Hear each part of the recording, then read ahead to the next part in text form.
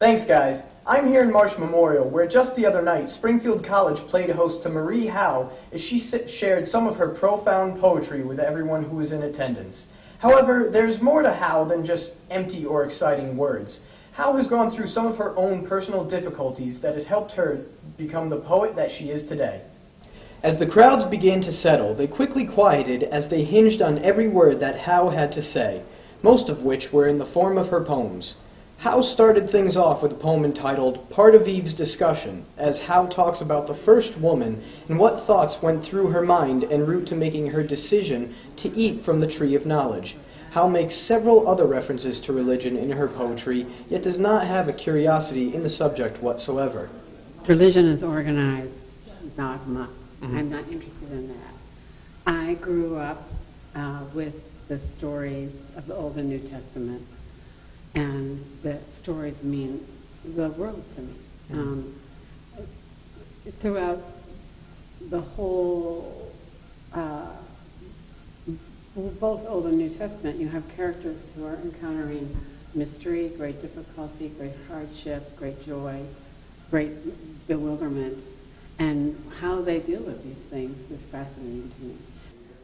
Howe also read several poems about her brother John, who died from AIDS in 1989.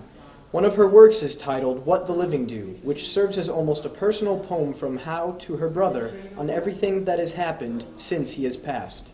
And the crusty dishes are piled up waiting for the plumber I still haven't called. This is the everyday we spoke of. When John died, I wanted things, to me it felt different. I wanted things to be very clear. I wanted the poems to be transparent.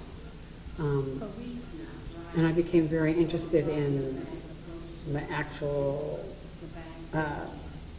stuff of the world. It's hard to explain. Or if you don't know, you will. It's like the mystery of our lives here on Earth is so profound. I mean, how can we be here and then not be here one day? John's dying. John said a great thing. It's in one of the poems. He said to me, I just can't believe all these people are walking around and they don't realize they're going to die.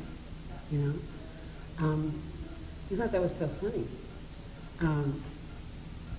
Because most of us don't think that. So somehow that awareness of death has actually made life even more wonderful for me.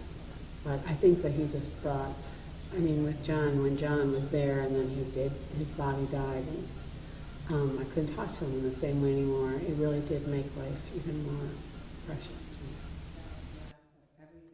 Howe has released 3 different collections of her poetry every 10 years, starting in 1988 and continuing through 1998 and 2008. And throughout all that time, Howe has yet to label a single poem as her favorite. Do you have a favorite poem? Yeah, the one I can't write yet. The one I can't write. The one that's just pushing up, trying to be heard, that wants to be written, that I can't hear yet. That one's my favorite. All right, well, thank you very much.